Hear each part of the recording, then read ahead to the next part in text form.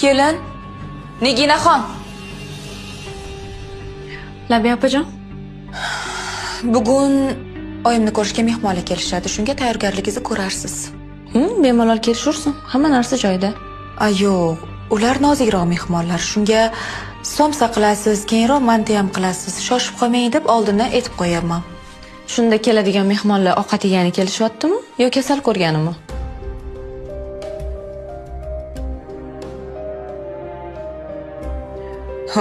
Kelgandan keyin mehmonni quruq kutib olmaysiz-ku? Bemalol kelishursin, bor narsani oldiga qo'yaman.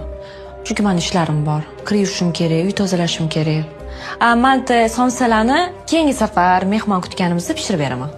Har safar ular bilan ovora bo'lib, Oyjon chetda qolib ketyaptilar. Kelin, siz meni nima deyotganimni tushunmadingiz shekilli. Tushundim opajon, juda yaxshi tushundim. Faqat meni boshqa ishlarim bor. Ulgurmayapman uy ishlariga ham.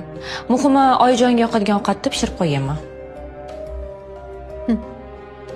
Sizgina men sizni hammaga maqtab o'tiribman. Indamasgina ishlarni bilib qiladi deb. Siz betga choparib olibsiz-ku.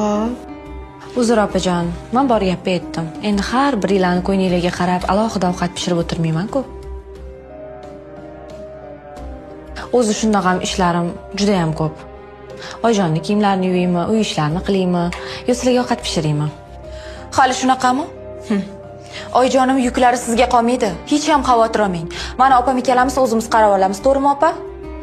Yana uyalmasdan vijdoningiz bilan pensiyalarni yeb yotibsiz. Qarab qolmaganlar. Sizlardagi mehribon qizlari bor-ku, bemalol qarashingiz mumkin. Keyin pensiyalarni men yeb o'tirganim yo'q. Ana, Oyjonilar. Tavba, yuzga sapchishini qara. Farhod qayerga qarayapti?